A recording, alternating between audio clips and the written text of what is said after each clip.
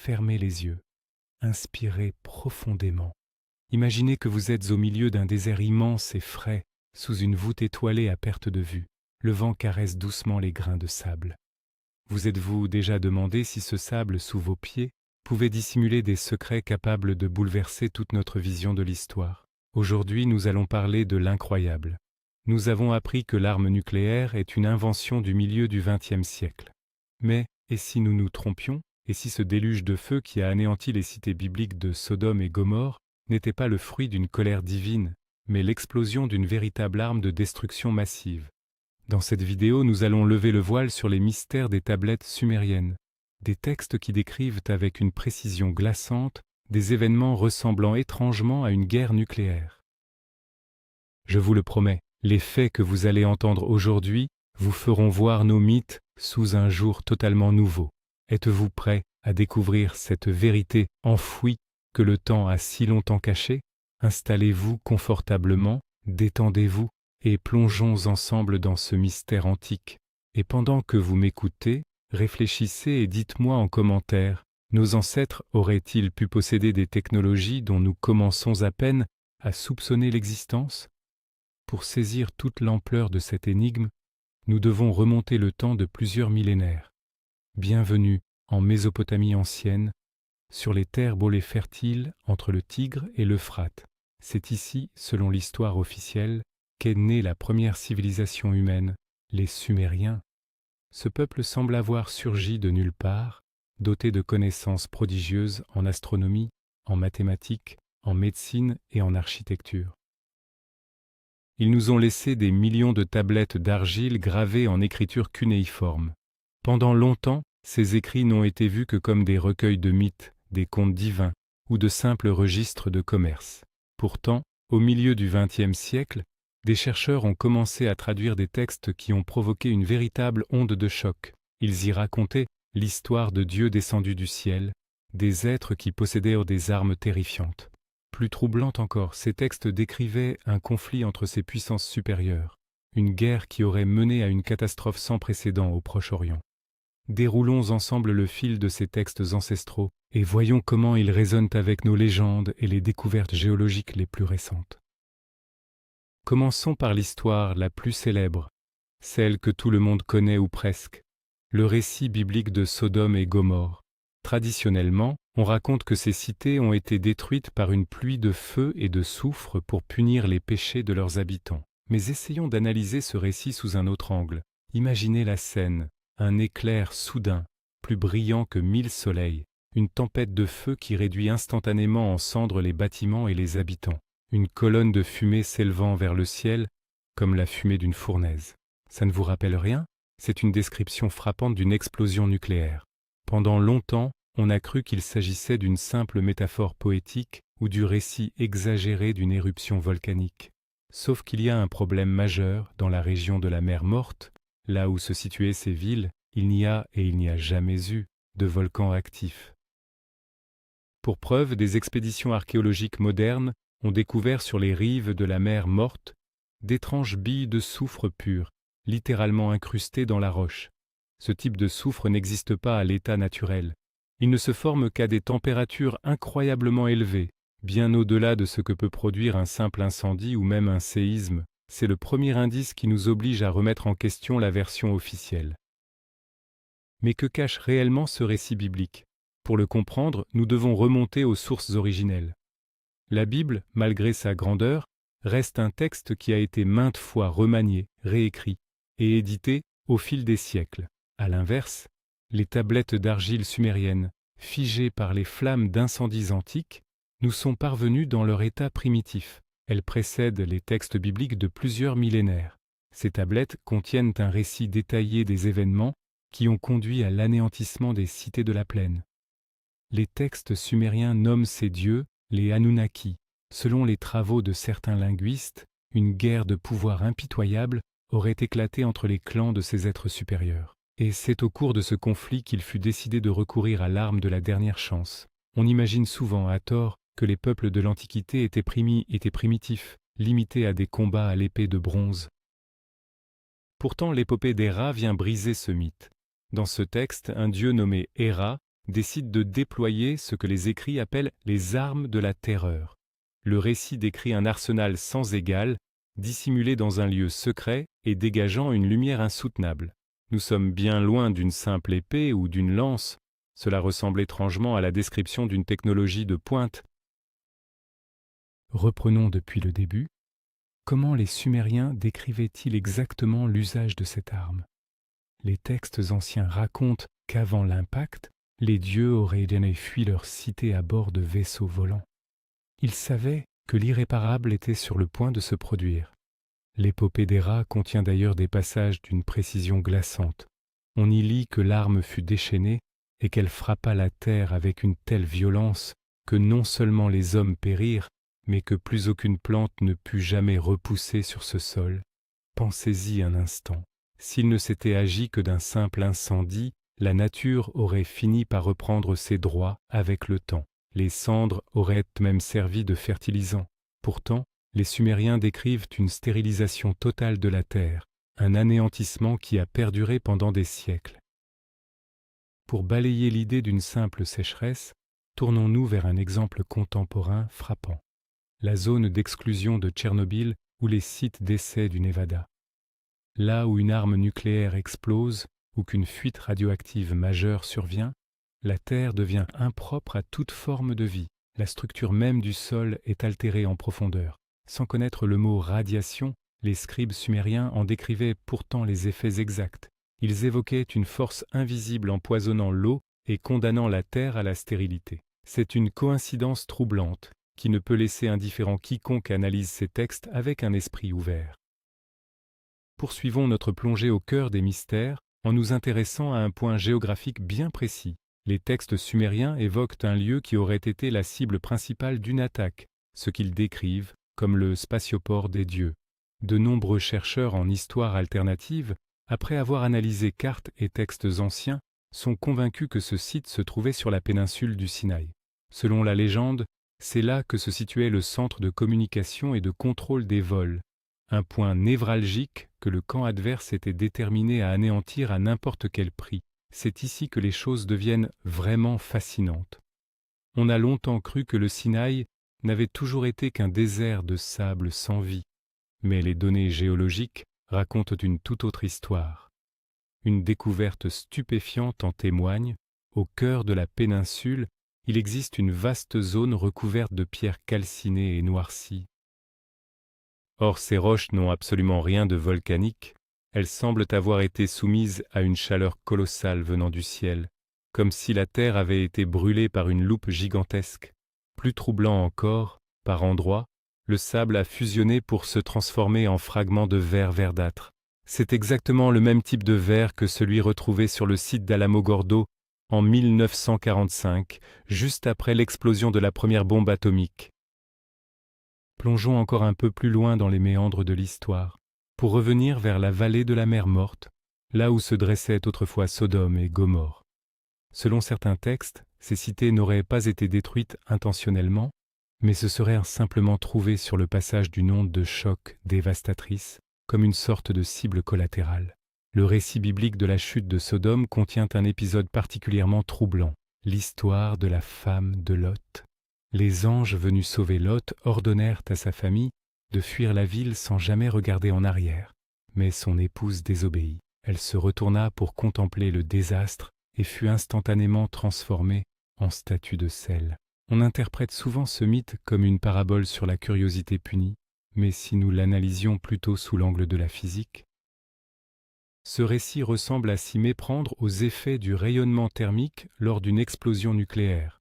À une certaine distance de l'épicentre, si une personne fixe l'éclat de l'explosion, elle ne perd pas seulement la vue, la chaleur extrême évapore instantanément toute l'eau contenue dans l'organisme. Le corps humain étant composé à 70% d'eau, cette vaporisation foudroyante ne laisse derrière elle que les matières minérales, les sels et le calcium. La femme de Lot n'est pas devenue du sel de table au sens littéral.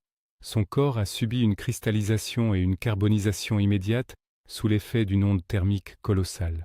Les hommes de l'Antiquité ont simplement décrit ce phénomène avec leurs propres mots. Elle était devenue un pilier blanc de minéraux. Les conséquences de cet impact ne se sont pas limitées à la péninsule du Sinaï ou à la mer Morte. Nous touchons ici à la partie la plus tragique des chroniques sumériennes. Un vent venu de l'ouest s'est levé, emportant avec lui une mort invisible pour la porter vers l'est, droit sur les cités prospères de Sumer. Dans les textes anciens, ce phénomène porte un nom, le vent mauvais, et ce n'est pas qu'une simple métaphore. Les récits le décrivent avec une précision terrifiante. Ce vent mauvais n'arrachait pas les arbres et ne renversait pas les murs des maisons. Il était silencieux, presque imperceptible, mais partout où il passait, les gens s'effondraient, sans vie dans les rues. Oublions l'idée d'une simple épidémie de peste ou de choléra. Les maladies se propagent progressivement et présentent des symptômes bien différents. La lamentation sur la destruction d'Ur nous en livre un témoignage frappant.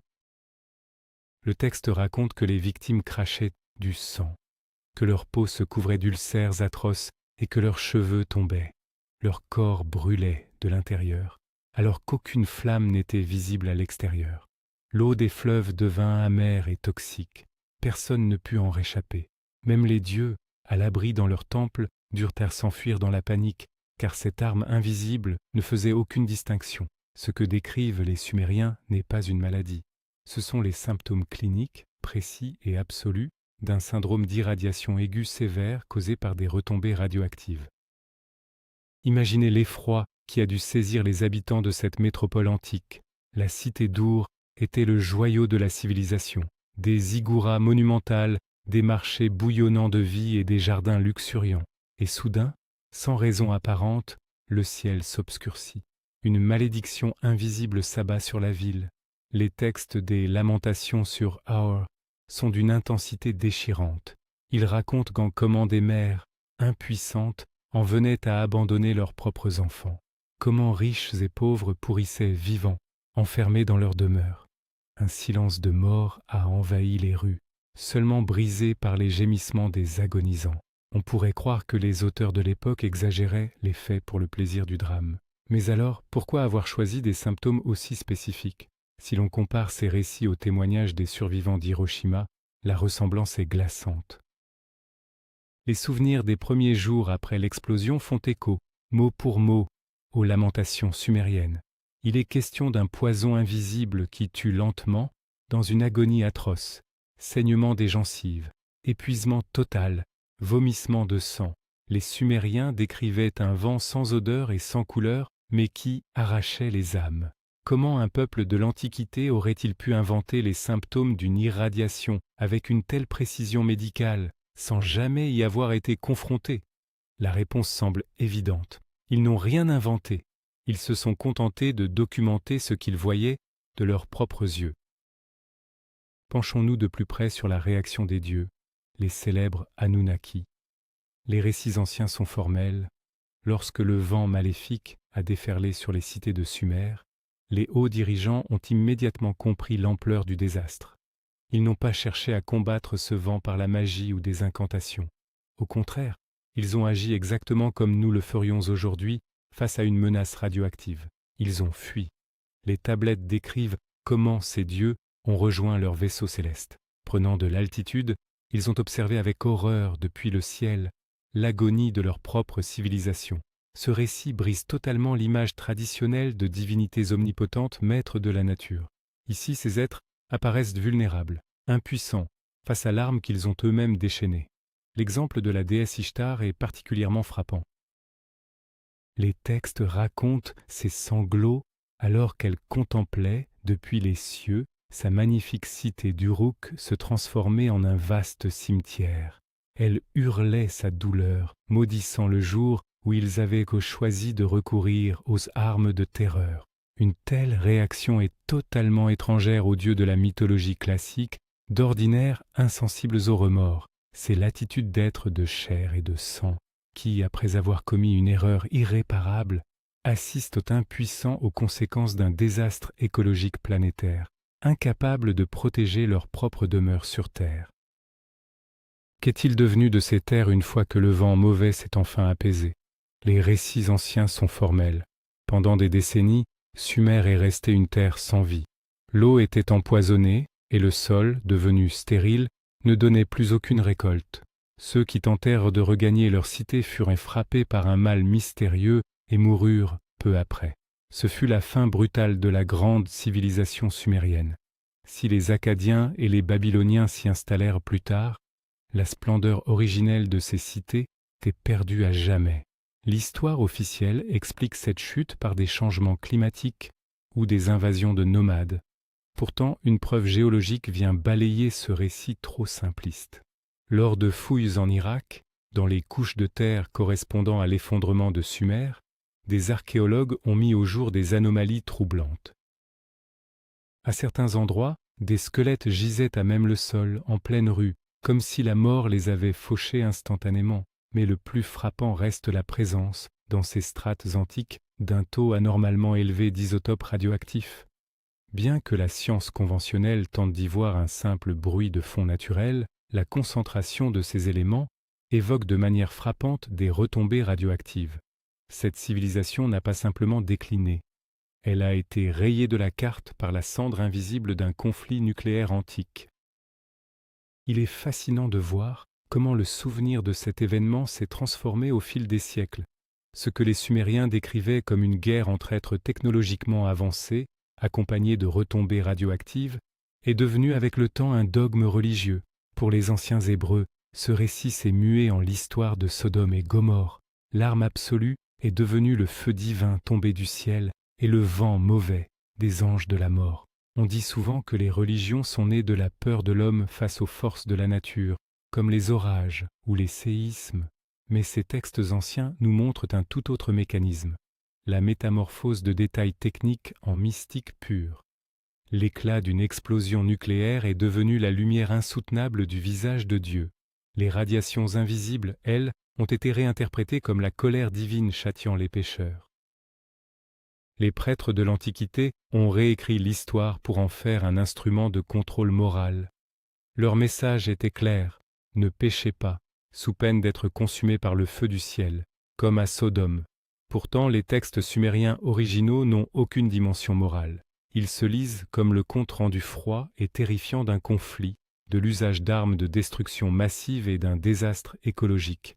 Dans ces écrits, il n'y a ni juste ni coupable. Il n'y a que les victimes d'une technologie monstrueuse. Revenons maintenant à la géologie pour explorer d'autres contrées de notre planète. Si l'arme atomique a réellement été utilisée dans l'Antiquité, elle aurait forcément laissé des traces ailleurs qu'au Proche-Orient. Et c'est précisément ce que nous observons. L'idée reçue d'une évolution lente et linéaire du monde antique vole en éclats face à la découverte des forts vitrifiés d'Écosse. Il s'agit d'anciennes structures de pierre dont les murs ont littéralement fusionné pour devenir un verre monolithique. Or, pour faire fondre le granit, il faut atteindre des températures extrêmes, bien au-delà de ce qu'un simple brasier pourrait produire. Un autre exemple frappant nous vient de la vallée de l'Indus, avec la cité de Mohenjo-Daro, anéantie en un instant. Sur place, on a retrouvé des squelettes gisant en pleine rue, certains se tenant encore par la main, comme figés par un éclair fulgurant. À l'épicentre du désastre, la roche a fondu, présentant le même aspect qu'au Sinaï ou dans les zones de test du Nevada. Plus troublant encore, le taux de radiation mesuré sur certains ossements était des dizaines de fois supérieur à la normale. Les textes de l'Inde ancienne, comme le Mahabharata, font écho aux tablettes sumériennes en décrivant l'arme des dieux, un éclat plus brillant que 1000 soleils, après lequel les cheveux et les ongles se mettent à tomber. C'est fascinant, n'est-ce pas? Des continents et des cultures radicalement différents, et pourtant un récit identique décrivant une seule et même mort technologique. Comment le monde académique réagit-il à de telles coïncidences? Pour l'essentiel, les chercheurs préfèrent ignorer ou tourner ces théories en dérision.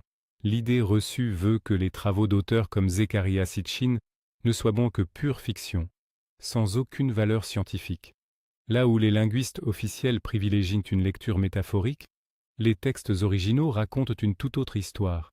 Quand les Sumériens décrivent une arme terrifiante, capable de consumer les chairs, les universitaires n'y voient qu'une belle allégorie poétique pour parler d'un simple orage. Pourtant, prenons un exemple concret. Si nous lisions aujourd'hui le rapport d'une chute de météorite, nous ne parlerions pas d'une métaphore sur une pierre volante. Nous prendrions l'information au pied de la lettre. Alors pourquoi s'obstiner à classer au rayon des contes de fées des textes qui décrivent pourtant des processus techniques. Le vrai problème, c'est qu'admettre l'existence d'une civilisation hautement avancée dans un passé si lointain nous obligerait à réécrire tous nos manuels d'histoire. Cela briserait le dogme d'une évolution humaine linéaire allant du plus simple vers le plus complexe.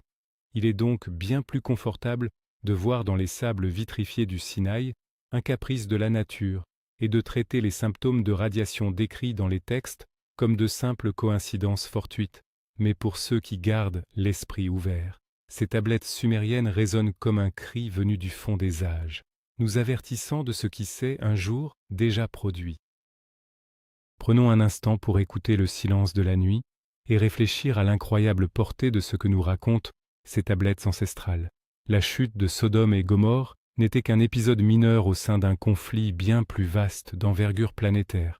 Les écrits sumériens font état d'un arsenal varié, et il ne s'agit pas uniquement d'armes radioactives. On y trouve des descriptions de rayons capables de trancher la roche et d'engins volant à des vitesses supersoniques. Cela fait voler en éclats le mythe d'une antiquité où pyramides et ziggourats n'auraient été érigés qu'à la force du poignet, à l'aide de simples burins en cuivre et de milliers d'esclaves. Pour s'en convaincre, il suffit de regarder les monolithes colossaux de Baalbek, dans l'actuel Liban. On y trouve des blocs de pierre pesant près de 1000 tonnes, taillés et ajustés avec une précision millimétrée. Aujourd'hui encore, aucune de nos grues modernes n'est capable de soulever de telles masses. Les textes sumériens désignent ces sites comme les plateformes des dieux. Il est alors légitime de penser qu'une civilisation capable de manipuler des milliers de tonnes de roches grâce à des technologies qui nous échappent ait également pu maîtriser la fission nucléaire. L'un ne va pas sans l'autre. Un tel génie architectural témoigne forcément d'une compréhension avancée de la physique. Ce qui est vraiment terrifiant dans ce récit, c'est la précision avec laquelle les Sumériens comprenaient la nature de cette menace invisible. Dans l'épopée d'Héra, on trouve un passage où les dieux tentent de freiner la progression du vent mauvais. Leur consigne est sans appel. Il faut verrouiller les portes et calfeutrer chaque fenêtre avec de l'argile. C'est absolument frappant. L'idée qu'ils y voyaient une simple malédiction démoniaque s'effondre face à une instruction aussi concrète. S'il s'agissait d'esprits maléfiques, les recommandations auraient été portées sur la prière ou les sacrifices. Mais non, ils conseillent d'isoler hermétiquement les lieux. Faites le parallèle avec nos protocoles actuels de protection civile en cas de contamination radioactive. La première chose à faire est de fermer les fenêtres, de couper la ventilation et de boucher la moindre fissure pour empêcher la poussière radioactive de pénétrer. Il y a 4000 ans, les Sumériens appliquaient exactement la même méthode. Ils savaient que la mort voyageait dans l'air portée par des particules de poussière.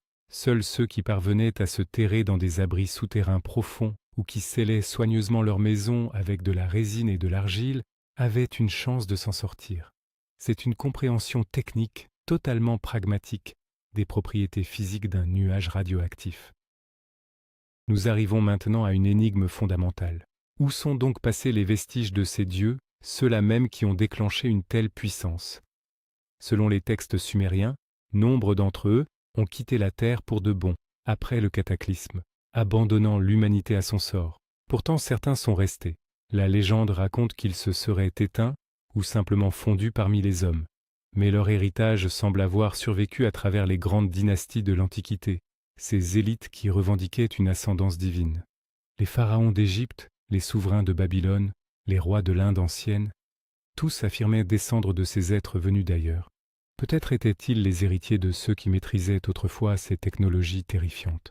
Avec l'effondrement des infrastructures, ce savoir s'est perdu et la Terre a basculé dans un nouvel âge sombre.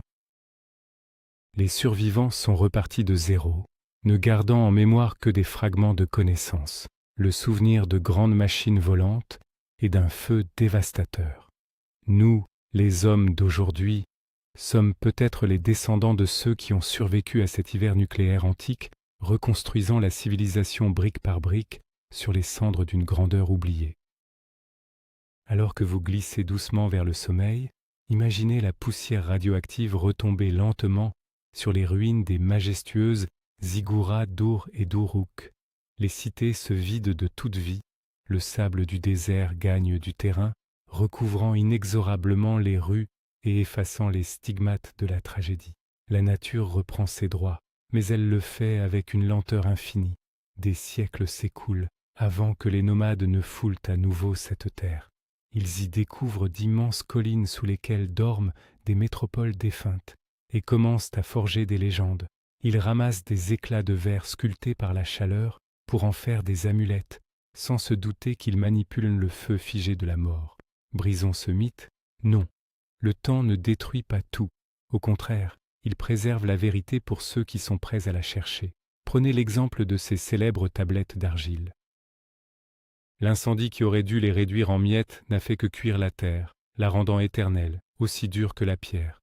Les flammes ont immortalisé ces textes pour l'éternité. C'est assez ironique, n'est-ce pas? Ce même brasier qui a anéanti une civilisation a protégé ses derniers cris de détresse. Ces tablettes sont restées là, enfouies pendant des millénaires, attendant le moment où l'humanité redécouvrirait l'atome pour comprendre enfin ce que les anciens Sumériens tentaient de nous hurler. Vous êtes-vous déjà demandé pourquoi ce sujet devient si brûlant aujourd'hui?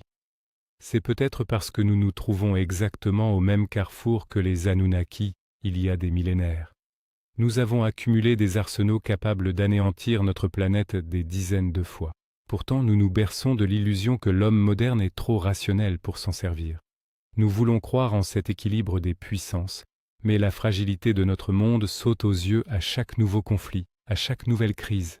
Les anciens dieux de Sumer pensaient sans doute, eux aussi, que la situation était sous contrôle. L'épopée d'Héra décrit d'ailleurs leur long débat avant de passer à l'acte. Ils ont hésité, ils en comprenaient parfaitement les conséquences. Mais finalement, la peur de perdre le pouvoir l'a emporté sur la raison. On a appuyé sur le bouton. L'arme de terreur a été déchaînée. En lisant ces textes anciens, c'est notre propre reflet que nous fixons dans le miroir. Ce récit sumérien n'est pas une simple légende pour s'endormir. C'est un avertissement qui traverse les âges.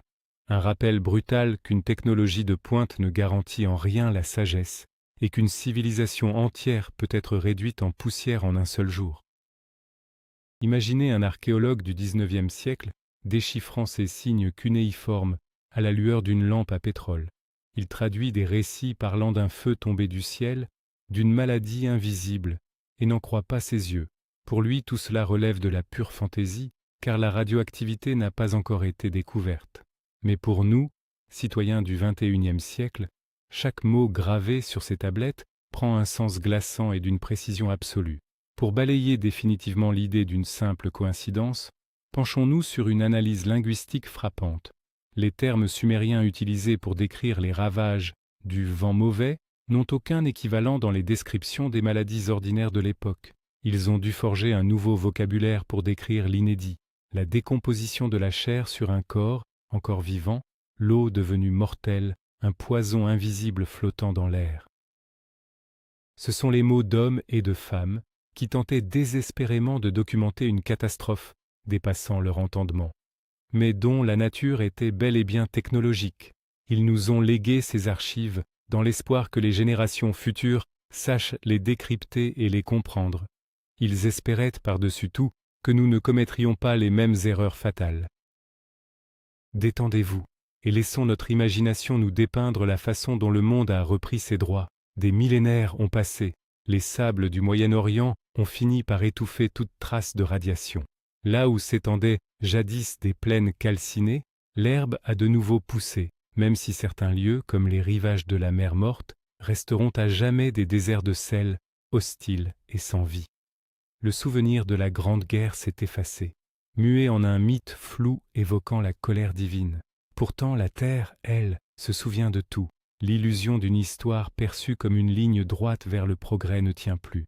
Nous en voyons partout la preuve. Le développement est cyclique. Les grands empires s'élèvent, atteignent l'apogée de leur technologie, puis se consument dans le feu des guerres ou des catastrophes, ne laissant derrière eux que des pierres et des légendes. Les Sumériens n'étaient qu'une page de ce grand livre. Leurs tablettes sont les boîtes noires d'une civilisation disparue. À l'image de celle d'un avion, elles enregistrent froidement les paramètres d'un désastre. Nous les avons déchiffrés. Nous avons entendu leur voix surgir du fond des âges. Reste maintenant à savoir ce que nous ferons de cette information. Saurons-nous tirer les leçons de Sodome et Gomorrhe en comprenant leur véritable nature, ou continuerons-nous à n'y voir qu'un simple conte d'autrefois? Notre voyage au cœur de la Mésopotamie ancienne touche à sa fin, tandis que votre respiration se fait lente et paisible. Vous êtes en sécurité, ici, dans votre présent. Les mystères du passé demeurent là-bas, enfouis sous l'épaisseur des sables chauds, les récits de ces dieux descendus des cieux, de leurs chars volants et de leurs armes terrifiantes, se dissolvent doucement dans le silence de la nuit.